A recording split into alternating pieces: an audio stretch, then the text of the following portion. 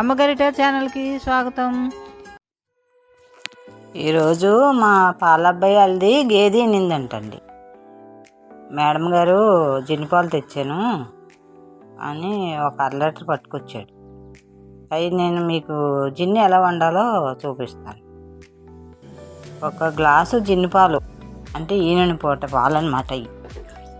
Glass జిన్నిపాలు 4 గ్లాసులు మామూలు normal అవి పోసుకోవాలి. అప్పుడు జిన్ను గట్టిగా అవుతుంది అన్నమాట.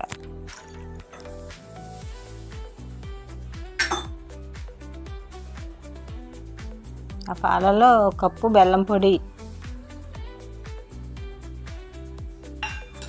1 కప్పు పంచదార వేసి 1 స్పూన్తో కలిపేస్తే పంచదార బెల్లం కరిగిపోతాయి. కరిగిపోయిన తర్వాత ఒక గిన్నెలోకి చిక్కనతో వడకట్టేస్తే నలకలు ఏమైనా ఉంటే పోతాయి. వడకట్టేసుకుని అందులో ఆ జిన్నిపాల పైన 4 యాలకులని 4 మిరియాలు చెదగొట్టేసుకుని పొడి ఆ పాల పైన చల్లేసుకోవాలన్నమాట. పొయ్యి మీద ఒక గిన్నె పెట్టుకుని ఆ గిన్నెలో 1 గ్లాసున్నర వాటర్ పోసి మనం జిన్నిపాలు పోసుకున్నాం కదా వండుకునేది బాక్సు, అది అందులో పెట్టేసి పైన మూత పెట్టేసి సిమ్లో పెట్టాలి. గ్యాస్ హైలో పెట్టేస్తే పొంగిపోతాయి. సిమ్లో పెట్టేసి 1 పావు గంట ఉంటే మీకు జిన్ను రెడీ అయిపోతుంది. 4 బాదం పప్పులు చిన్న చిన్న ముక్కలు కింద కట్ చేసుకోవాలి.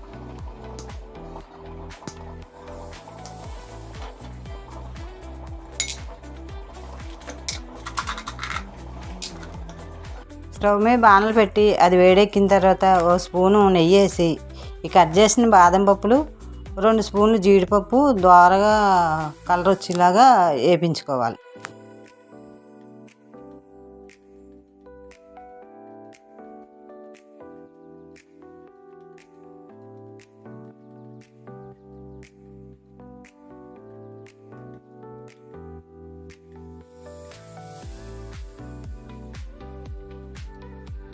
చూడండి, పావు గంట అయిపోయింది. జిన్ను ఉడికిపోయిందండి. ఇప్పుడు మీరు చాకు కానీ స్పూన్ కానీ కొంచెం లోపలికి ఇలాగా గుచ్చి చూస్తే మనకి పాలు అంటుకోవు. దానికి పాలు అంటుకోకపోతే ఇంక జిన్ను ఉడికిపోయినట్టే. ఇంకా జిన్ను రెడీ అయిపోయిందండి. వేపించి పక్కన పెట్టాను కదా బాదం పప్పు జీడిపప్పుని, అవి పైన వేసేసుకుంటే పిల్లలు చాలా ఇష్టంగా తింటారు. జిన్ను అంటే ఇష్టం లేని వాళ్ళు కూడా జిన్ను తింటారు. జీడిపప్పులు వేయటం వల్ల చాలా టేస్ట్ వస్తుంది, ఆరోగ్యానికి కూడా మంచిది, చాలా బాగుంటుంది. చూడండి ఎంత బాగుందో. ఒకసారి మీరు కూడా ఇలా ట్రై చేయండి. చూడండి ఎంత బాగుందో, చూస్తేనే ఎంత బాగుంది, తింటే ఇంకెంత బాగుంటుందో. ఒకసారి ట్రై చేస్తారు కదా మీరు కూడా. Thank you.